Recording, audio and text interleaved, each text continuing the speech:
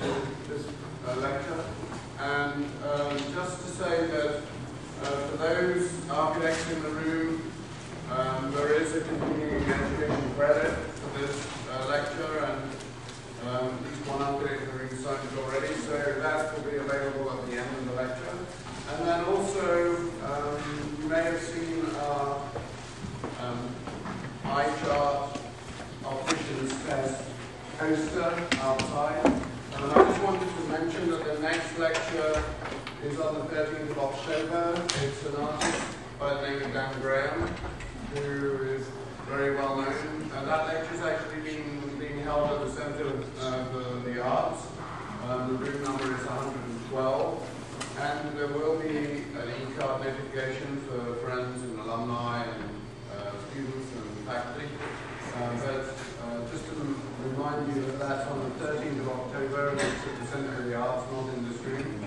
And then we also have a lecture here on the 24th of October, which is by Richard Cleary, which Mary Roberts will talk more about later. But that's also another lecture in collaboration with the Darwin Martin House. I have to say that yesterday we took a very well-known Swiss architect to visit the Darwin Martin House, and it's super to see people's reaction. I mean, there's so much enthusiasm, both on the part of the visitor, but also actually just the staff in the house. It was super. And also seeing Shigemori in New York earlier in the week, and hearing about the building, and then seeing the building is, very, very uplifting. And so we're excited to think of those things happening in the neighborhood, and we're delighted to be partners in this lecture with the Darwin Martin group. And I just again want to extend a warm welcome to everybody. And just to say also that for those of you who come tonight to a lecture in this room for the first time, I hope you'll feel free to come to any of the lectures. We have very distinguished international architects and planners coming from South America, coming from California, and so on and so forth. And our goal really is to make those lectures obviously central in the program, but we also want to think about the school as being a center for design and a center for architecture. And so those lectures are all completely open, and I just want to extend a very warm welcome to you for the lectures for the remainder of the academic year, as well as just to welcome you here tonight. So I'll hand over to Mary Roberts, who can talk more specifically about the lecture. Thank you, Brian. Thank you for hosting this evening's lecture and for being our partner in the University of Buffalo. For those of you who might not be aware of that, actually donated the Larkin restoration project, so the donation has been an ongoing one for many years, and we continue enjoying the work of the School of Architecture and Planning. Thank you all for attending this evening. Very special thank you to Eric Jackson, of course, with the curator of the Martin House, who has developed and planned the Reconstructing Wright Lecture Series, of which this evening's presentation is a part of. Our speaker tonight is Dr. Jack Quinan. He is a well-known figure in the Frank Lloyd Wright world, not only here, but throughout the country, and is an internationally recognized scholar, author, and lecturer. Jack's life and connection to Frank Lloyd Wright and the Martin House in particular is very interesting, perhaps not known to many of you. And so, just to give you a bit of background on Jack's Wrightian life journey, I'm going to share just a few things about him before he speaks. Jack attended Darwin College. Following his graduation, to put this into context, he entered the Navy and traveled extensively to Europe, Caribbean, the Ocean, Arctic, and the Antarctic. He then went to Brown University in a PhD program in art history and wrote a dissertation on Benjamin Asher, the 19th century American architect. And following that, he taught for 3 years at the University of Rhode Island before taking a post at the University of Buffalo in 1975. It was then that he began first teaching a course on Frank Lloyd Wright, because the university at that time owned and operated the Darwin Martin House as the Alumni Center and unique archives. When these functions were transferred to the Amherst campus, the future of the Martin House became uncertain, and Jack got involved trying to save the house from transfer to another state unit and ultimately to restore it. Jack began writing about Wright shortly after he came to Buffalo in 1975. He came across a collection of some 20-some photographs of the interior of the Larkin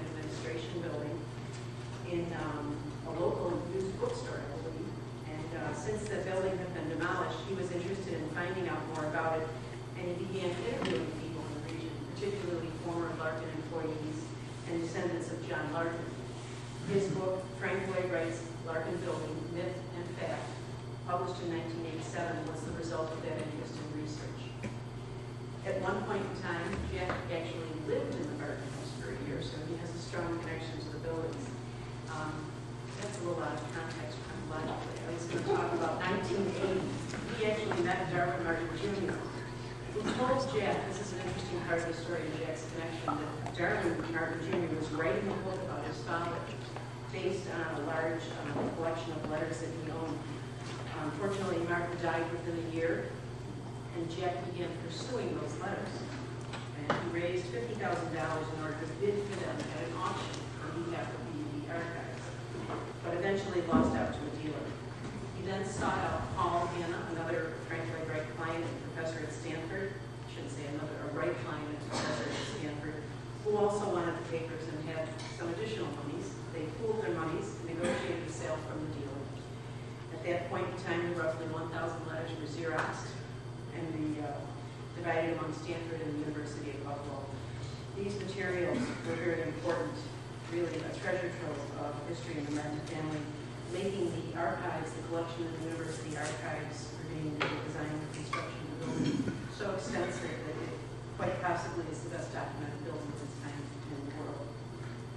Jack also was a key voice in the discussions that were leading up to the ultimate restoration of the entire Darwin Martin House complex, including the reconstruction of the pergola and the conservatory and the carriage house. In 2004, he published Frank Lloyd Wright's Martin House Architecture's Portraiture, the definitive book about the Martin House. And currently, he is a distinguished professor in the art history department at the university. He also serves as the senior curator of the He was one of the almost original members of the Martin House Restoration Corporation, which was reorganized in 1992. He was first elected to serve on that board of directors in 1993. In addition, he's a founding member of the Frank Lloyd Wright Building Conservancy and will chair their annual conference next year, which takes place here in Buffalo in October. I think it's fair to say that Jack's greatest accomplishment is the impact that he has in this community as a teacher, as a preservationist, and his role in preserving the Buffalo architectural legacy and celebrating that legacy. And without further ado, there was a lot of he has to keep it short. It's hard. There's so much history to Jack. I'd like to welcome and introduce our friend and lecturer and speaker, Jack Quinan.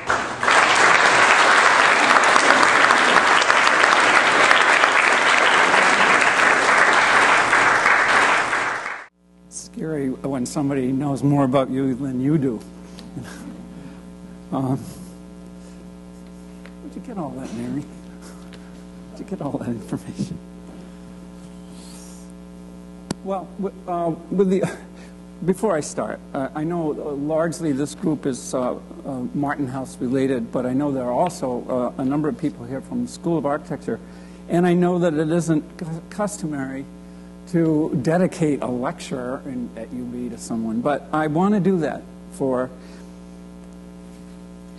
Hada Steiner and her partner Paula and their new baby.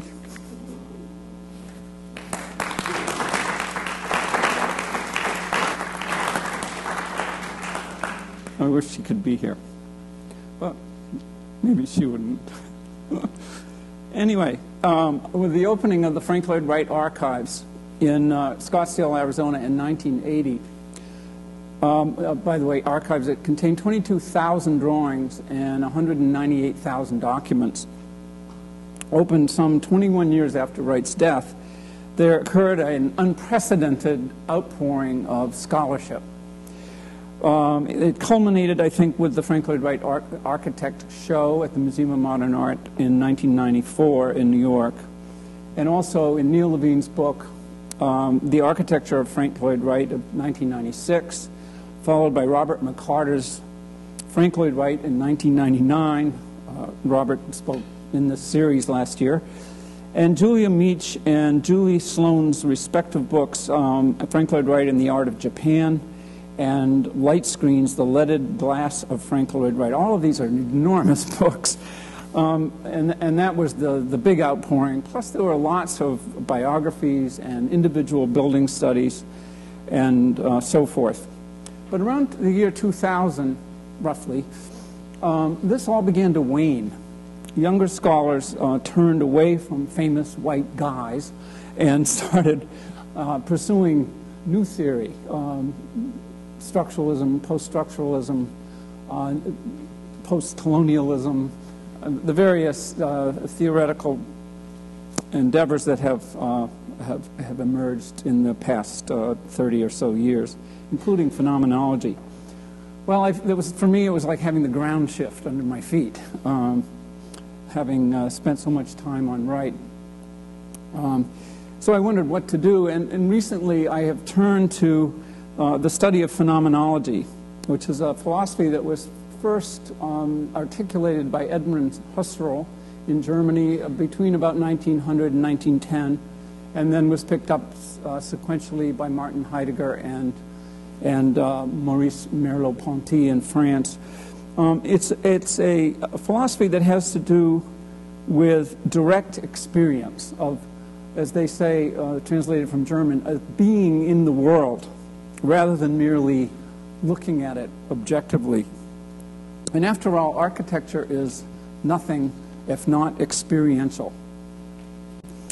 So it's been gratifying for me as a newcomer to the field to see phenomenology assume a really significant presence in architecture, both through the writings of people like Juhani Plasma and Christian Norberg Schultz and Karen Frank and Alberto Perez Gomez in McGill University, and others, and also in the work and writings of architects, so starting with Charles Moore, the late Charles Moore, and coming forward to Peter Zumthor, and especially Stephen Hall.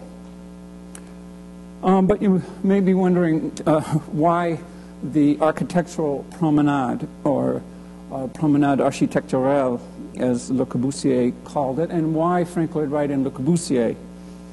Well, the term Promenade Architecturale was first used by Le Corbusier in the 1920s to connote roughly the passage or journey through the building. And that notion is phenomenological or experiential. It's about us, our bodies moving to and through a building, okay? But it's more than that, and I hope I can show you that it's more than a linear path that you might describe on a piece of paper, much more. I chose to look at the work of Frank Lloyd Wright and Le Corbusier in this regard because it has not really been done before in any depth. And it's been my experience that among the numerous reasons that these two architects have hold such elevated status within modernism, within the 20th century, is that they each approach their work with not only a seemingly boundless creativity, but with an exceptional thoroughness. They really thought of everything, you might say. And my experience has been, the more one looks, the more one finds. They were not phenomenologists in the self-conscious way that I think Stephen Hall is, but their work engages the subject or viewer or visitor, whatever you want to call it, very fully at the level of experience. That is, they paid close attention to touch or hapticity or reach touch, which is a kind of visual touching of something distant, to sound, to kinesthetics, the body and space and so forth, and to a lesser degree, thank God, smell and taste. In his 2006 book, Walking Through Le Corbusier, a tour of his masterworks, Jose Baltanas offers a pictorial tour of 12 of Le Corbusier's buildings, ranging from, we're going to get started here with this equipment. I think this will do it. It's always nice when these things work. Ranging from the Villa Fallet here on the screen from 1905 in La Chaux-de-Fonds, which was Le Corbusier's hometown, his village in Switzerland, on to the more famous buildings, the Villa Savoye, Unité d'Habitation in Marseille, and the monastery at La Tourette, culminating in this book with the Heidi Weber Pavilion in Zurich of 1963. Baltanus's book is visually interesting with lots of interior photographs, and this is a page from the book, in color, accompanied by plans with arrows showing the position from which each photograph was made. But it's disappointing phenomenologically. After all, there is no substitute for physically and psychically experiencing architecture, and indeed therein lies the conundrum of phenomenology to scholarship. It is difficult to write about experience. We generally leave it to novelists. Baltanus maintains that the Promenade Architecturale reached its ultimate expression in Le Corbusier's work in the Villa Savoye of 1929, which we're seeing through the trees here. Le Corbusier's cubist and machine-inspired villa, in which the journey begins in an automobile drive through a shielding forest, which is what's going on here, crosses a stretch of green lawn, and involves driving under the main floor on the right-hand side of the building in an arc that determines the ground floor plan of the house. I think that's coming up. Yeah, here you can see the ground floor, the curving part. You can see 3 cars in the garage. So you literally drive into the house, in a sense, under the house and park. But the visitor, perhaps Mrs. Villa Savoye would get out and enter on axis in the center of the curve. And that would begin the Architectural Promenade. There in that space, one is confronted by 2 stairways, a spiraling one for the servants, presumably, and a ramp off to the right that leads up to the main living floor of the house.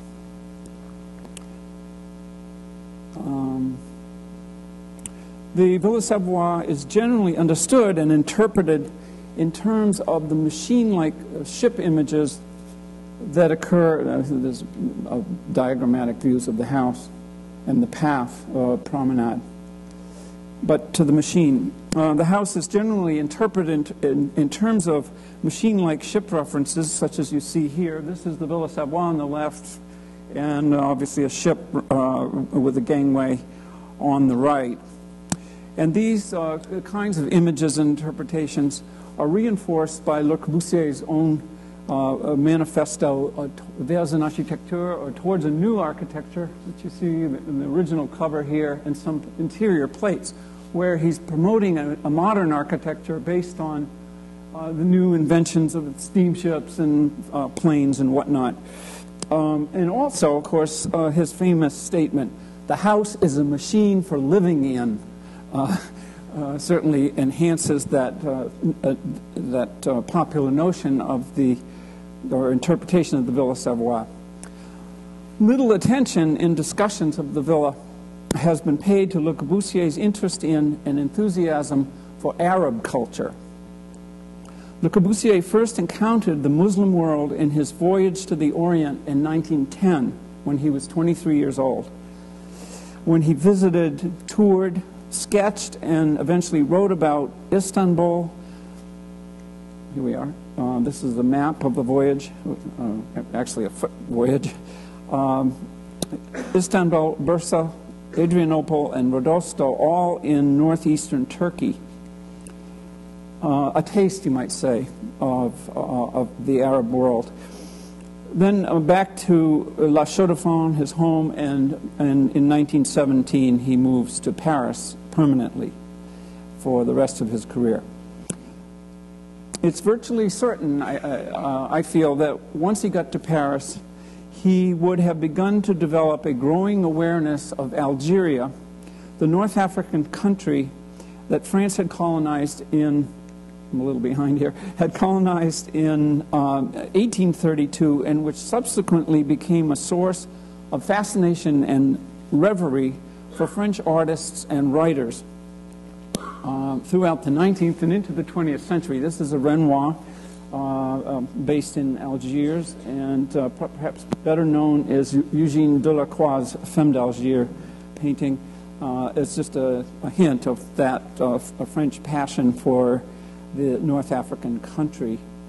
Just as Le Corbusier was completing the Villa Savoye in 1929, he began what he was to call, and I quote him, 12 years of uninterrupted study of Algiers, which would lead to this very ambitious linear plan for a city, a kind of flowing city, and various large urban structures, more or less superimposed on the city. These were not realized. But it brings him there, to the site of the famous Kasbah, which you see here. After the French took over Algiers and Algeria in 1832, there's a French sector that's very much larger buildings and very organized, and then the old Kasbah remains a kind of dense, chaotic, what you see here. A man named Jean de Maisonseul recalls himself as an 18-year-old in 1931 guiding Le Corbusier through the Kasbah and helping him enlist two young women, one Spanish and the other Algerian, to pose nude for him. This was the beginning of a prolonged project for a monumental figural composition. I only have an awful little image of it that you see here, that preoccupied him for the rest of his life.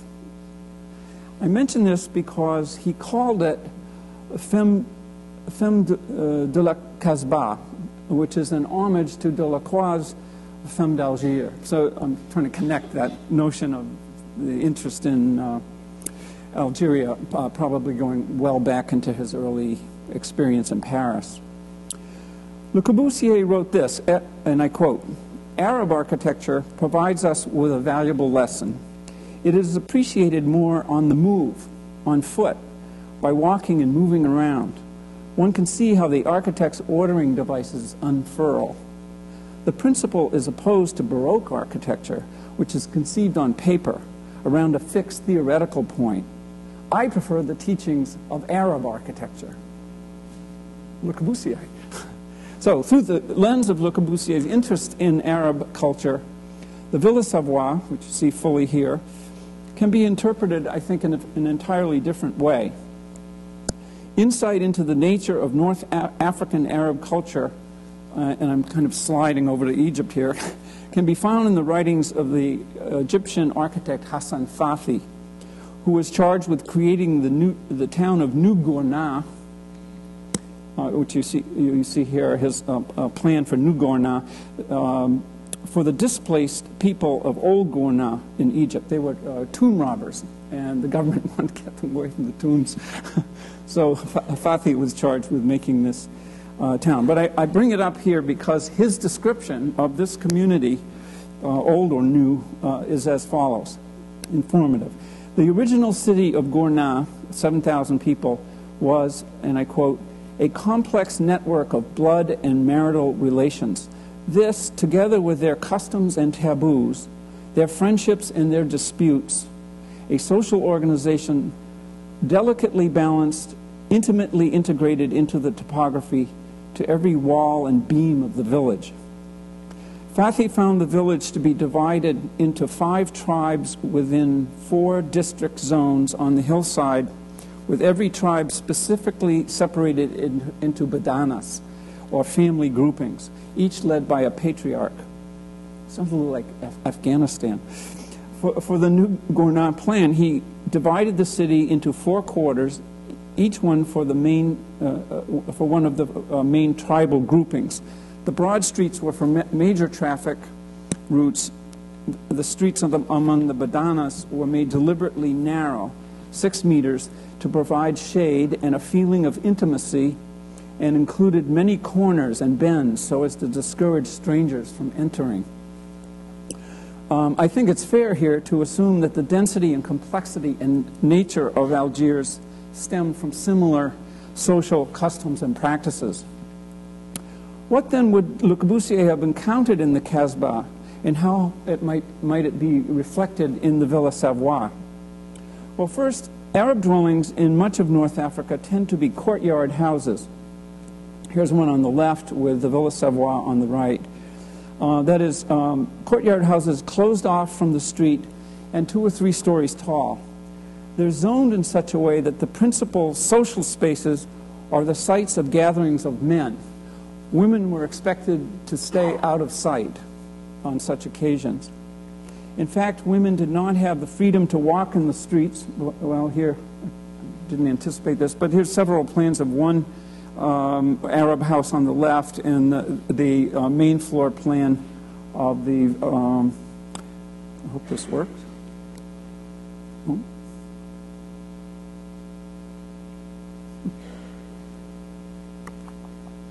Well, the gridded part of the Villa Savoye, the big grid, is, of course, outdoors. So it's not a full courtyard building, but it has somewhat of the feeling that. But on to the fact that, of course, women in the Muslim culture are covered when they're, heavily covered when they're outside. But, so in the house, however, they tended to live and work in the upper reaches of the house, especially on the roof, where, according to Zeynep Selik, an entire feminine social world existed. Here's a random shot I picked off the web, but it gives you maybe a little bit of a feeling of how women could move about and socialize without ever going down onto the street. And this was encouraged in the culture.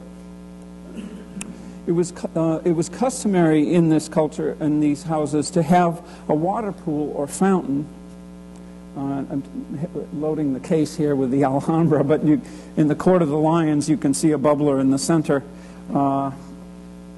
Maybe this pointer will work. It's a good idea to find out how to do this. So this is a courtyard in an Arab house, and this is the Q-U apostrophe A, Q-A apostrophe A, Ka'a, I think it's pronounced, a main social room, and a malkaf here at the top, a wind catch, with a pool of water below it, right there. So that the water was something you heard in the house.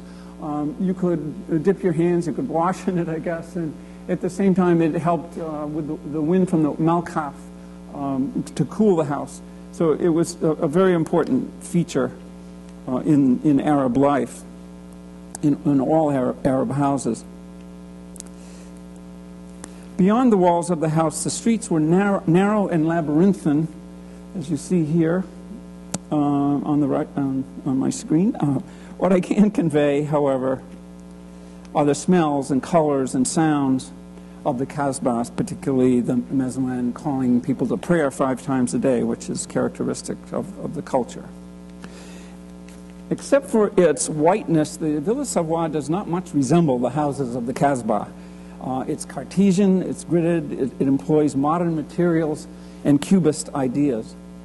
Upon entering the ground floor hallway, one finds, however, a water basin, here's 2 views of it, in the space between the stairs and the ramp, just as in an Arab house. In ascending the ramp, Le Corbusier brings you into and through a realm of sculptured forms that are familiar as the formal presences of the projecting bays or balconies of the Kasbah. The court is within the main floor of the Villa Savoye. You have the narrowness. No. Not that.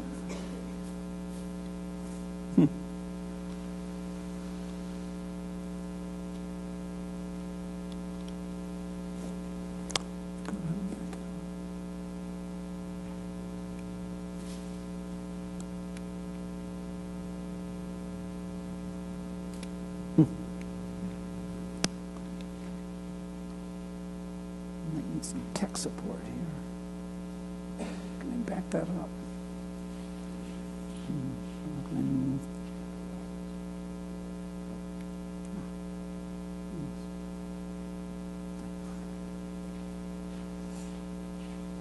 Well, I'm lost.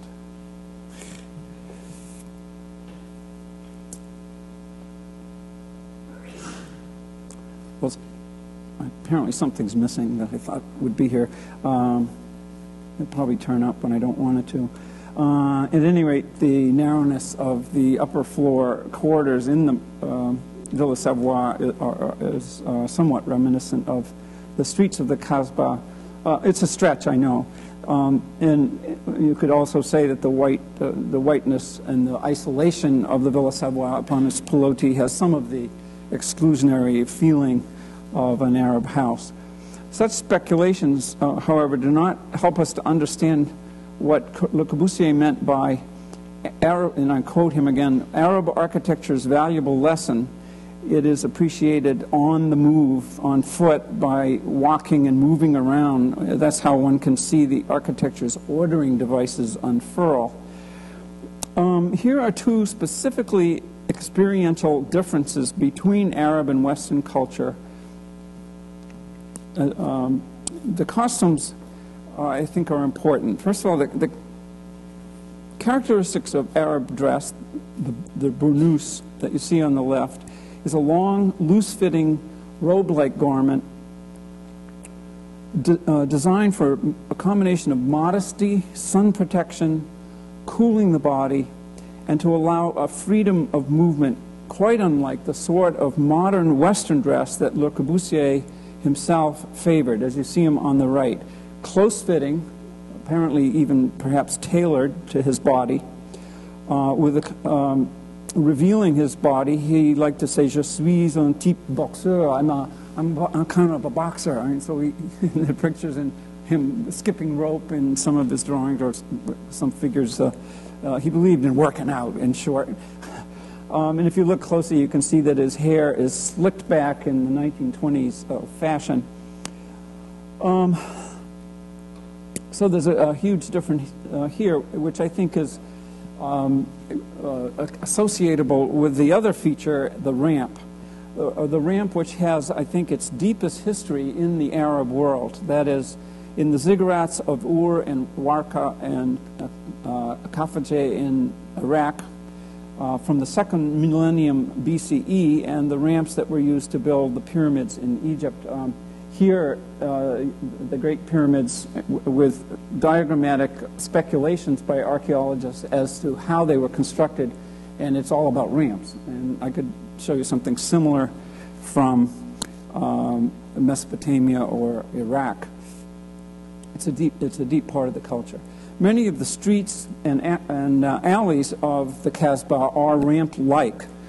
Ramps represent a different kinesthetic experience from that of Western stairs, or let's just say stairs. Now that they have to conform to civic codes, stairs provide a regular, incessant rhythm, step up, step up, whereas a ramp offers more freedom, less certainty, more variability to the moving body. Le Corbusier wrote this about the ramp, and I quote, "One rises imperceptibly by means of a ramp, which is a completely different sensation from going up a flight of stairs. A staircase separates one floor from another. A ramp connects." Le Corbusier clearly loved the ramp and used it throughout his career, even to the Carpenter Center at Harvard in the 1960s. But at the Villa Savoye, the ramp is the central feature of the house. It makes the house by slicing through and uniting each one of its very different levels. Even as Le Corbusier was completing the Villa Savoye in 1929 and beginning his work in Algiers, Frank Lloyd Wright, who was then 62 years old, was at a low point in his career. He had almost no work and had begun to write his autobiography, which opens with a section that you see here titled Family. This handsome cover was deciphered by a young historian at Stanford named Richard Joncas. He read it as an abstract version of the text on the next page, which I'll read in a condensed version. In the text, Wright refers to himself as the boy. He's 6 years old, and he's about to cross a snow-covered field in Wisconsin with his Uncle John, who says to him, "Come, my boy, I'll show you the way to go," and proceeds across the snowfield looking, as Wright puts it, neither to right nor left. Intent upon his goal, straight forward he walked. possessed. But soon the boy caught the play of naked weed against the snow. Leaving his mitten in the strong grasp, he got free. He ran first to gather beads on stems, and then beads and tassels on more stems, then right to gather prettier ones. Again, left to some darker and more brilliant, and beyond to a low-spreading kind. And on it goes. Little Frank's excitement at what he had found is crushed when his Uncle John looks down at him sternly and points to the tracks in the snow, if you will, as an object lesson, the value of the straight and narrow. But Wright concludes the piece this way, and I quote him again, and somehow there was something not clear. The boy was troubled. Uncle John had left out something that made all the difference. Wright's youthful meander may have been his way of telling us how clever he was at age 6. I wouldn't be surprised. But it also prefigures a very different notion of the architectural promenade, inflected, I hope to show you, by the nearly 6 years he spent in Japan in the teens and 20s, before he had written his autobiography. Wright's interest in things Japanese, like Le Corbusier's admiration for Arab architecture, does not explain his notion of the architectural promenade fully, but it contributes to it quite significantly. Wright's attraction to Japan began in 1887 when, at the age of 20, he first saw Japanese woodblock prints, ukiyo-e, the floating world they're called, in the office and home of his first employer, Joseph Lyman Silsby. Some of you know that Silsby had an office and built buildings here in Buffalo, even though he was based in Chicago. Prints were also displayed in the Ho-O-Den, which you see here, the Japanese pavilion in the World's Columbian Exposition in Chicago of 1893, not far from where Wright was working on Adler and Sullivan's transportation building. I've marked the transportation building in green and the Ho-O-Den in red. By this time, that is in the late 1800s, aspects of Japanese culture were permeating Europe. We all know of James McNeill Whistler, Manet, Van Gogh, painting them, being inspired by them. And in the United States, there was a small group of wealthy people in Chicago, Boston, and New York, people named Gukin, Buckingham, Fenollosa, and the artist Arthur Wesley Dow, who were beginning to collect prints. Stimulated by the striking design qualities of the prints, in 1905, Wright and his wife Catherine, accompanied by clients Mr. and Mrs. Ward Willits, traveled to Japan in February 1905 for 3 months. That the Wrights would leave their 6 children with Wright's mother, and Wright would abandon any direct supervision of the Larkin administration building and the Martin House complex, neither of which was completed for 2 more years, and at least 8 other commissions, is a testament to the power of attraction of Japan for him. Moreover, by today's standards, it was an arduous undertaking. A week-long train trip from Chicago to Vancouver, a 2-week voyage by ship from Vancouver to Yokohama, a short train ride to Tokyo, all preliminary to 2 months traveling in Japan, and then the return trip. None of them spoke Japanese, and it was a completely foreign culture. Evidences of the trip are slim. A few postcards, hotel reservations, and passing references to it in Wright's subsequent writings. We know that both Wright and his wife Catherine gave public presentations about their trip in Oak Park, where they lived, after their return, but we have no idea what they said. It's just in the newspaper. No text survives. Wright, an inveterate shaper of his own myth, later commented that he made the trip in order to collect Japanese prints. He dismissed any influence from Japanese architecture, saying it merely reconfirmed what he'd already done. That's our guy. However, in 1980, Wright's youngest son, Robert, donated 55 photographs from the 1905 trip to the Frank Lloyd Wright Home and Studio in Oak Park near Chicago. 40 of these were photographs taken by Wright himself. 15 are waterfall photographs that they may have purchased at Nikko in the mountains. From these photographs, Masami Tanagawa, a Wright scholar in Japan, has been able to reconstruct the journey, the Wright's journey, by identifying the sites in the photographs. This is Tanagawa's map. I think that is pretty much self-explanatory. The trip up to Nikko would have been a kind of spur. The main trip was from Tokyo down to Takamatsu, and much of that was by train, by the way. The photographs include some prominent historical temples, shrines, and palaces. I think I put this one in. This is a Wright photo. Lost my place. Temples, there are gardens, and a few of the photographs seem to very consciously emulate woodblock prints by Hiroshige. Ando Hiroshige is considered one of the very great printmakers. So here, if you look back and forth, I think you can get the idea pretty quickly that Wright knew this print. He eventually wrote a book on the Japanese print. He collected and owned this print at various times in various states. But you can see the lantern and the distance. It's all there. And another one, I think, the photograph taken somewhere in Japan on the road by Wright on the left, and a Hiroshige print on the right of, I guess, what we would call peasant people ambling along the journey, something important there.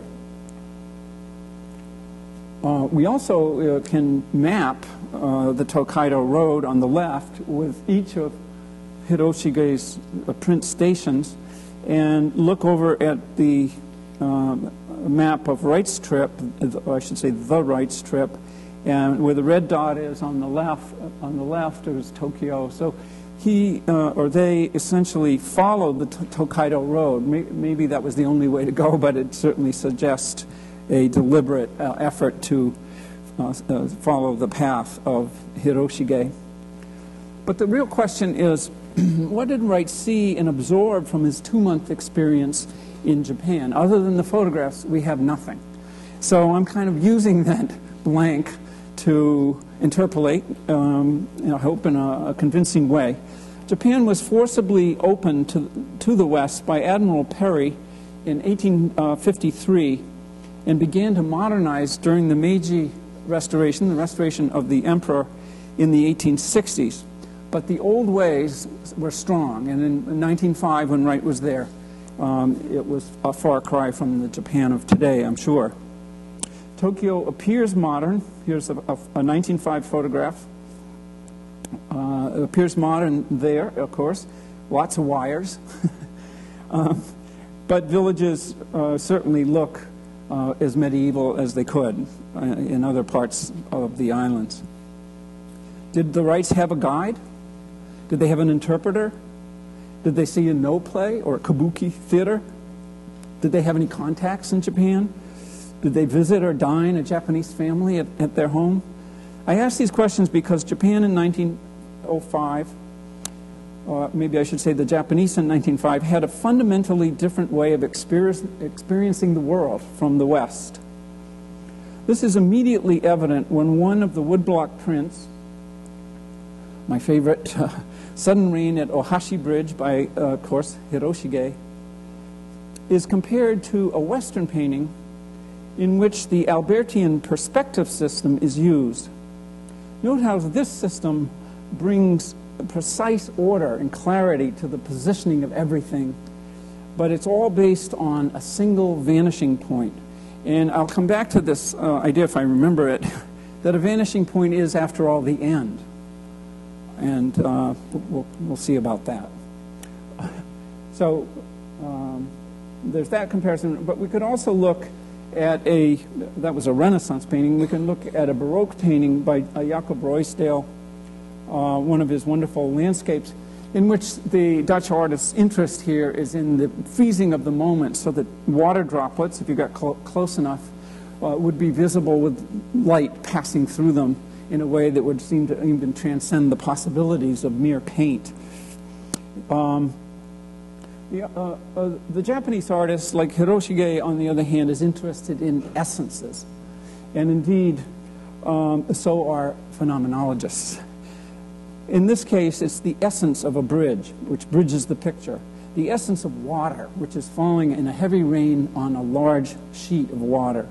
The essence of human behavior in rain. We all shrug our shoulders, but we still stay just as wet. Whereas, as opposed to these searches for kind of universal behaviors of plants and phenomena in nature, the Western artist is more concerned with the momentary. Wright was already attuned to Prince before the 1905 trip. We know that. But there was a world of cultural differences to be absorbed in Japan.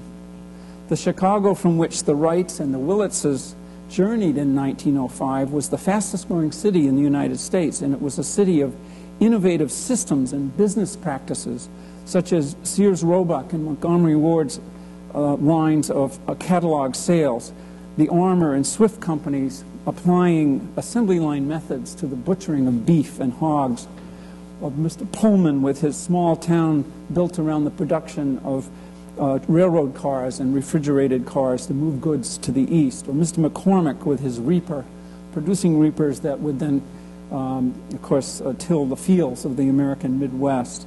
And most important, of course, is the innovation of the modern tall office building in Chicago, invented and perfected there in the office of Adler and Sullivan, with Wright working alongside Louis Sullivan for 5 years. Yes, that was Chicago. Chicago and industrial America were all about production, about speed, efficiency, the end product, the bottom line. This attitude is reflected, or has been reflected, in our sports values. Who here remembers Vince Lombardi, the Packers coach, saying, "Winning isn't everything, it's the only thing"? Remember that? The Japanese way was entirely different. The journey was at least as important as the destination. Michael Lazarin made that abundantly clear when he spoke here last year on the Japanese concept of ma, which can refer to an interval of time, a moment, the unpainted parts of a painting. Humanity is the ma relation of humans. It can be a sense of rightness, as in the ma of a well-designed space. The architect Isozaki said there is no English equivalent for ma. And that's the point, the differences. Lazarin spoke of the Japanese No Theater, and that reminds me, in case you haven't heard about it, there's a No play, a rare event in Buffalo, at Buffalo Seminary on Friday, October 3 at 8 o'clock, and it's free. Timely. I only wish it had been just before this talk, because I haven't seen one before.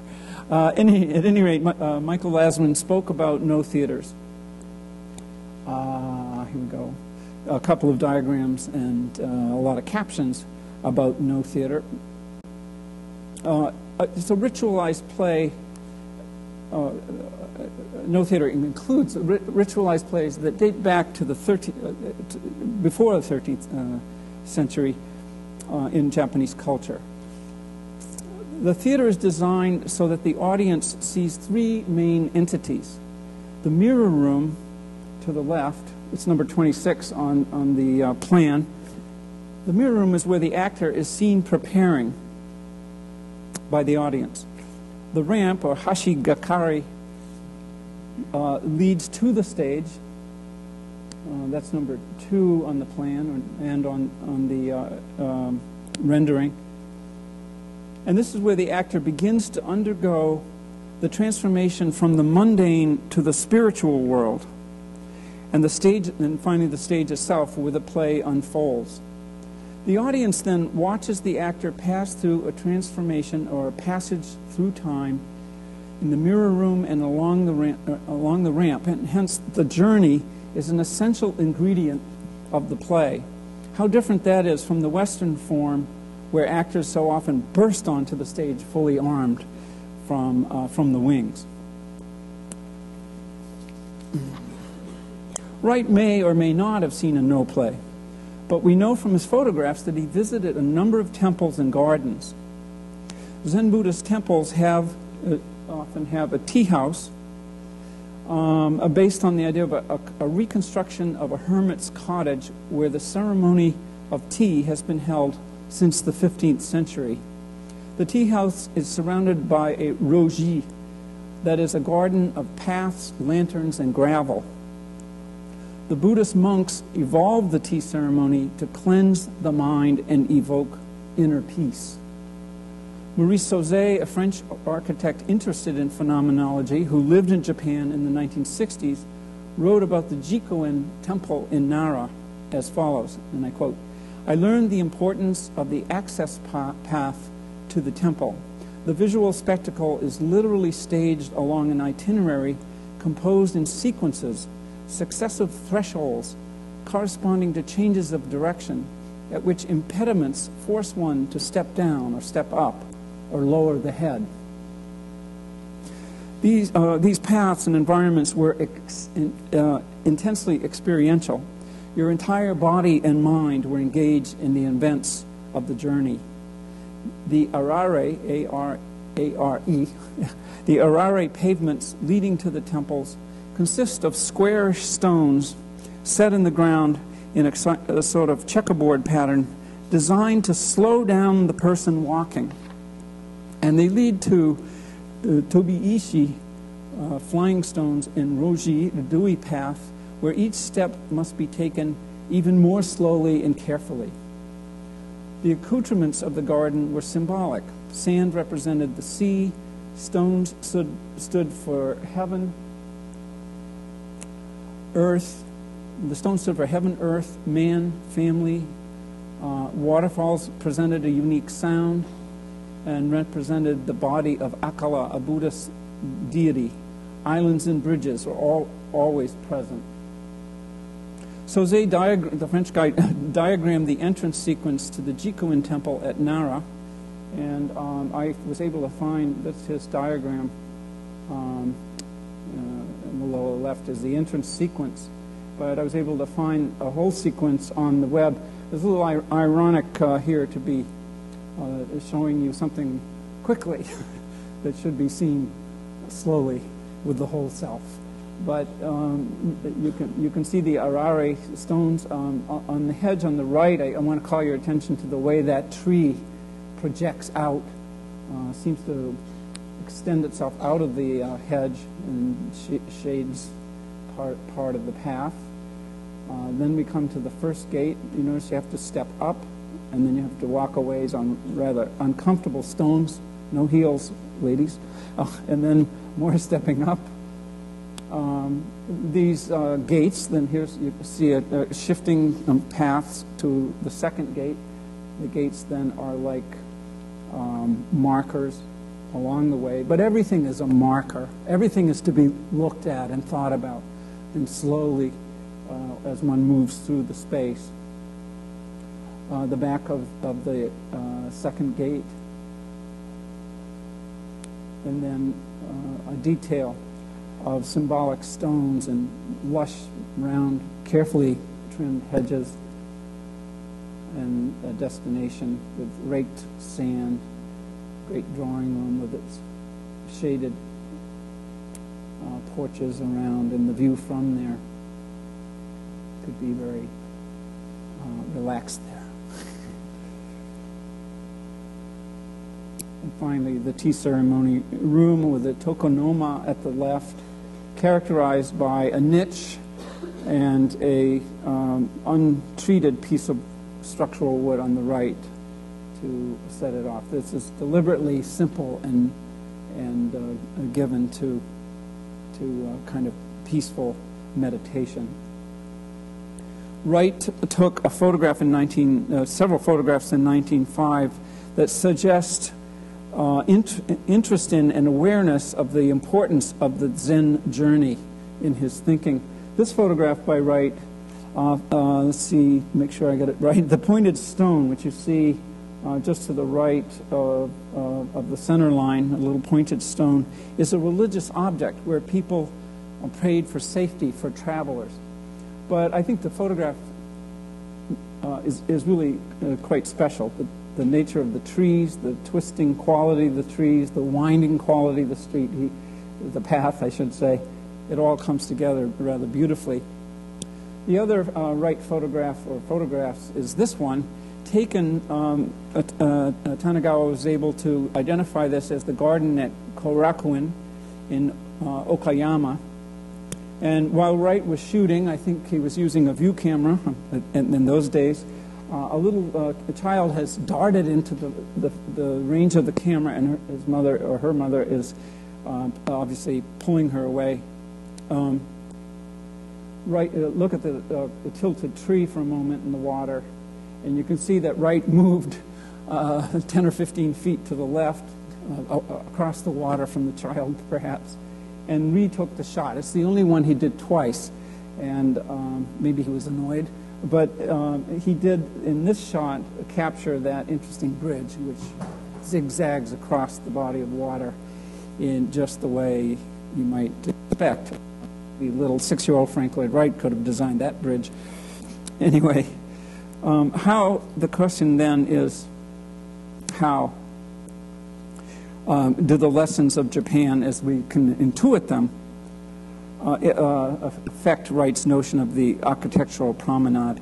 It isn't easy to say, because it's clear that before he went to Japan, Wright was already concerned with the way that his houses were confronted, understood, approached, and entered. In short, a notion of the architectural promenade was already there in his mind. To some extent, the open, somewhat skeletal nature of the prairie houses demanded certain measures for privacy.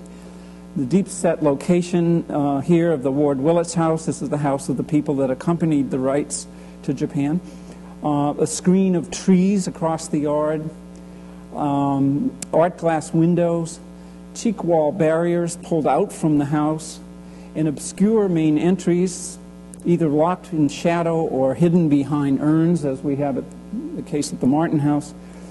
All of these things were a part and parcel of opening the Prairie House up to the surrounding landscape.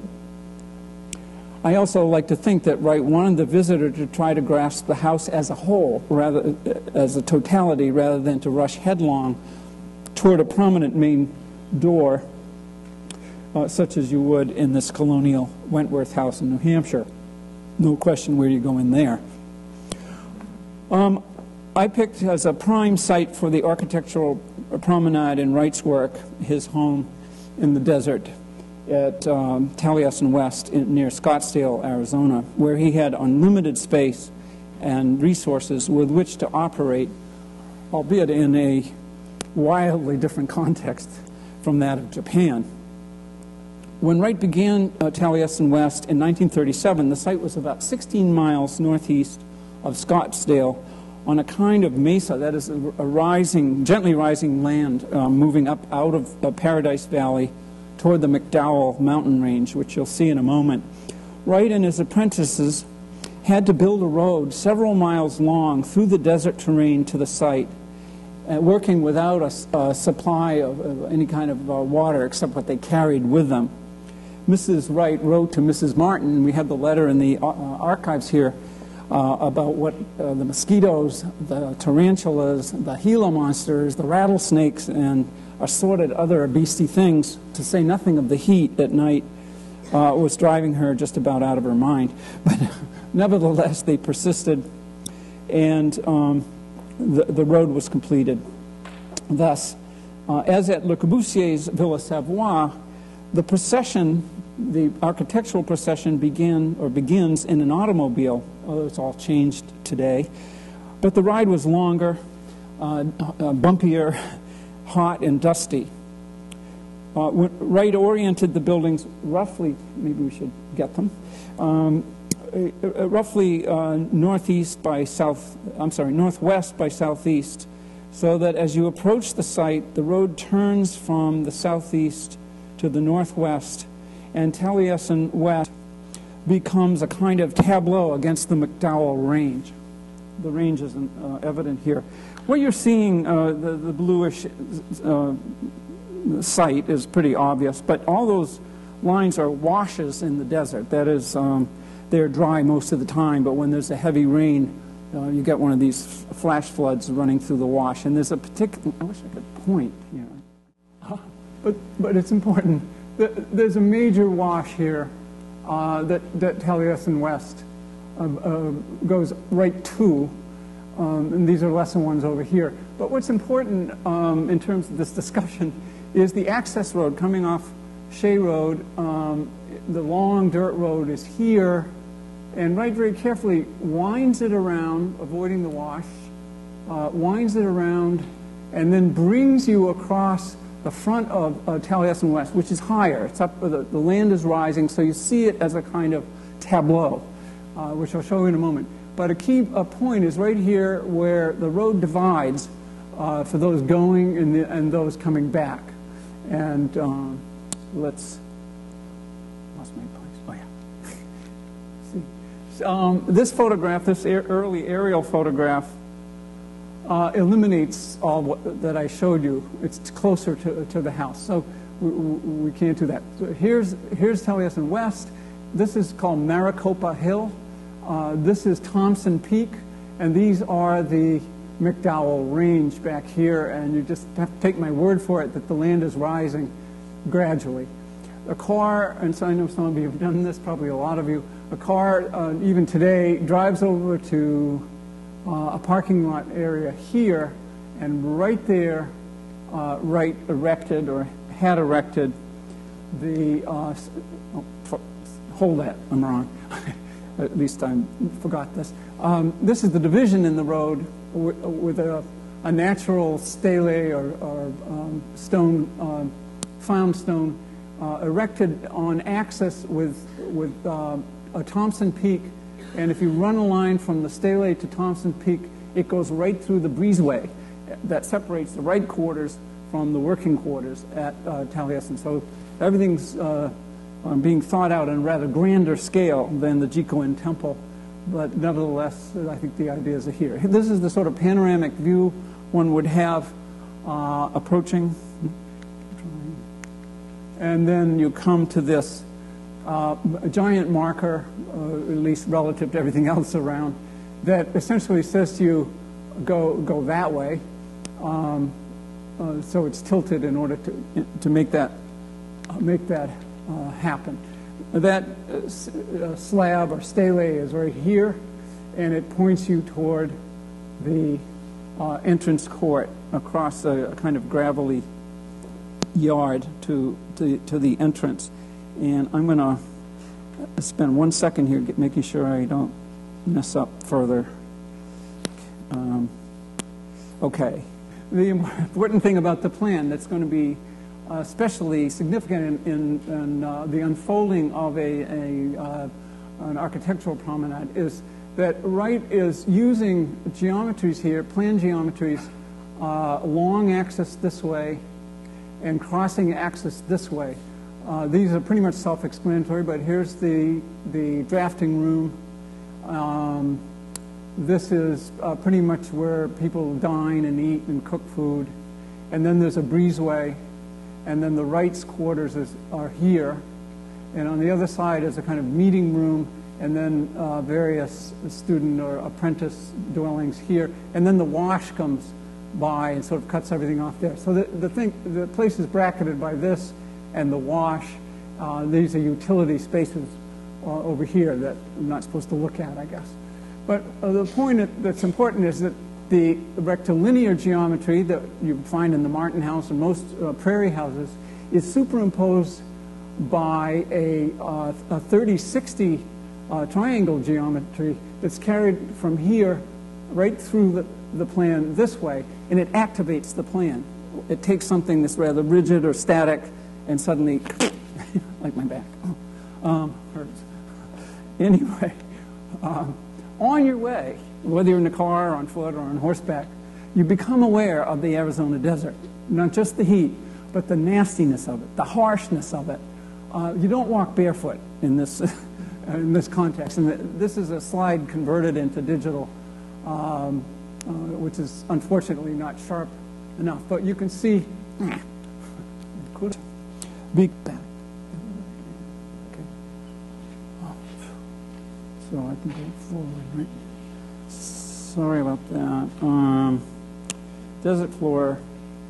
What you're seeing are staghorn and cholla, greasewood, and on, mesquite, and all those stones. And the stones are faceted. There's no water-washed, smooth round stones lying around much on the desert here. It's very, very hostile, and that's important. I'll elaborate on that a little bit in a minute. One of the things that Wright did, of course, was to mine or quarry the stones off Maricopa Peak. The sleds are still there, riding way up on the mountainside. He picked and had the apprentices select the facets by their flatness and their color. So, and this is a late afternoon shot. You can see, I think that's a cholla hanging over. And you can see how Wright used what he called desert masonry to contain, that is, to keep the desert out, so that on this side of the wall, today you're walking on little pea gravel, but I imagine back in the original days of Taliesin, it was a fairly rough surface, and that's important. This is worn to the eye. You can sit on it. It's battered, so it has a kind of solidity. It looks like it's been there forever. It doesn't have anything to do with Native American building in the Southwest. There's no correspondence whatsoever to anything Anasazi or Hohokam or anything like that. It's pure Wright. And it was quite extensively imitated by other architects in their various ways. So that's, you might say, his tool. So now we're going to look at the experience of entry here at the house, at the complex. So you come across from that great big leaning stele. You come across to this point, and as you do that, you're looking beyond that cactus right down this axis here, which is a pergola, and right on out to three little peaks in the desert. They call them the monkey peaks, and they're framed by the building. So you see this. It almost looks like he might have invented it or something. So wonderful shot through there, but. Then everything changes, because in order to get into the plaza area, the core of this place, you go down two or three very low-rising steps. So you've gone from rough gravel here to stone here to some kind of concrete here. So there's a change you feel in your feet. And you also get off this axis. You turn this way, and then you'll have to turn that way. So it's not as simple as it looks. It's this way, this way, this way, to get, let's say, to get somewhere here. And here it is played out in plan form. Maybe I don't need to reiterate that, but you can see that long axis through the pergola, the steps, the turn, and this little building right here that is now called the office. And here is a photograph that I especially want you to see in the light of what I've been talking about. For instance, this is a Native American petroglyph. It's the sun beats on stone for 1,000,000 years, and it forms a kind of natural glaze, and you can scratch it off. And Native people have been doing that for a long time. So there are some kind of mysterious figures on this, very carefully placed there, right next to your leaving the gravel and entering. Two saguaro cacti frame that view now. One of those is new. And this post right here has a Chinese porcelain that Wright purchased somewhere in Asia, though I don't believe he ever went to China. So you're about to go down those steps, bear with me here, and you've done that. And you then have to make a right-hand turn. So your geometries have shifted from straight this way to now you're on the diagonal geometries. And that's not John McCain right there. This is Arizona, but that's not him. So the first thing that hits your eye is this long axis which goes straight out across the desert, across Paradise Valley, and you see 15 to 20 miles away the Phoenix Mountains that form the other side of Paradise Valley. So that whole path has become somewhat activated. But I'm especially interested in this wall, because as you first get here, look at how low that riser is. Those risers are. You get here and you're walking toward a wall, but the wall inflects. That is, it's almost as though this big, hoary wall goes, and you can see it right there.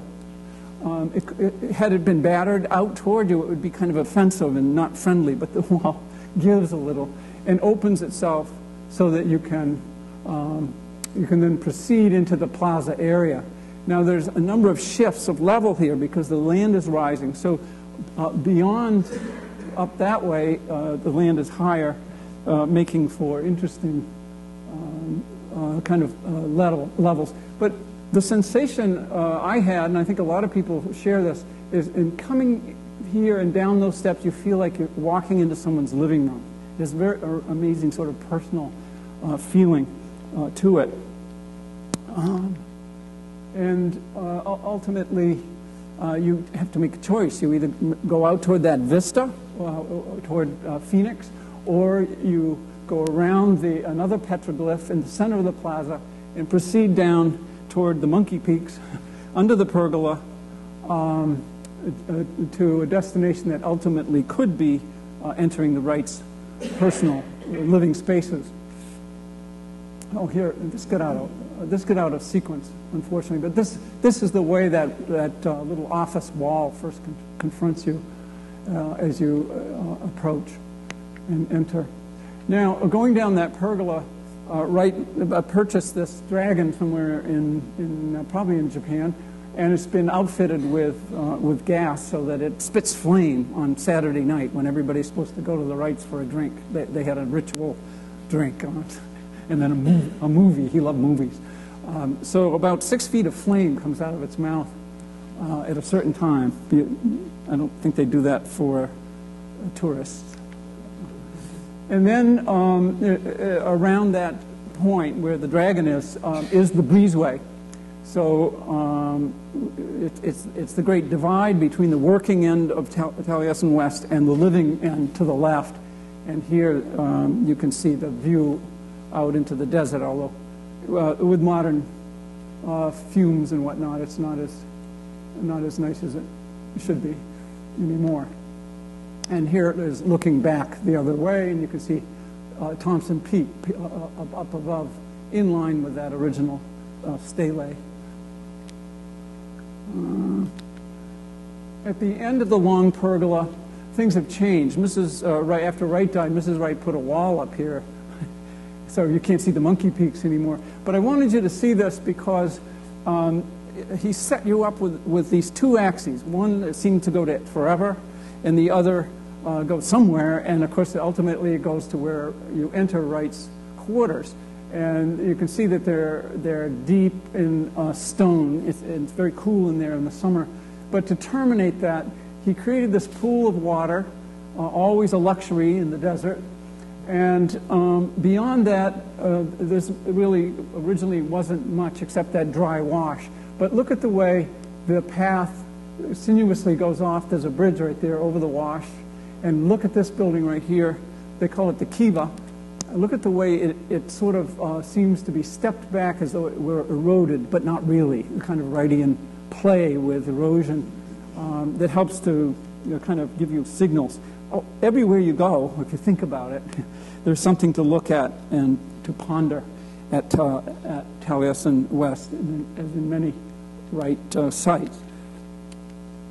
So just to refresh 1 second, so we've come in and we've chosen to go along the pergola to this point. The breezeway is here, the dragon somewhere right about there, the Kiva there, and the Wright's quarters. Very dense little rooms, very cool in the summer there, and then the big living room out here and bedrooms along there.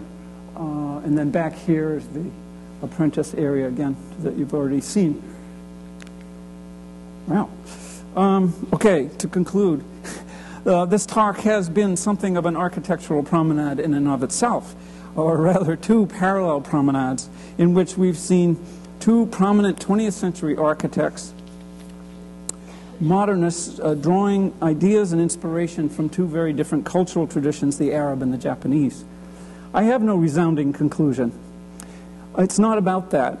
It's really not a comparison designed to demonstrate the superiority of one architect over the other. It's more about the journey, the phenomenological experience. It's about driving a car beneath the elevated white box of Villa Savoye, discovering the glass membrane, penetrating the membrane, entering and confronting two means of ascent, washing the hands, ascending the ramp into the dazzling white light that seems to transform ordinary functions or ordinary functional devices like stairs and piers and handrails into sculpture, and then exiting onto the deck to continue the ascent outdoors to the roof deck and its enigmatic window, a kind of counterpart to Wright's long view at Taliesin West out into the desert. All along the way, our eyes, standing in for our fingers, cannot but help to caress the carefully modulated shapes of the building. Arizona is more invasive and aggressive with its heat and dryness and angular stones and bristling cacti. The impulse to touch that is so strong at the Villa Savoye is more guarded in this environment. Wright is restrained, and he doesn't try to fight the desert, but instead gently shapes his compound and makes it welcoming. This is cacti.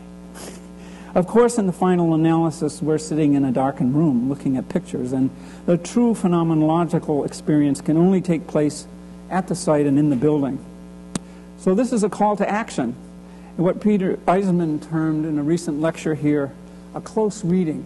Not reading of a book, however, but of the environment, of yourself, your body, your proximities to smells and sounds. That's what it's about for me. Thank you.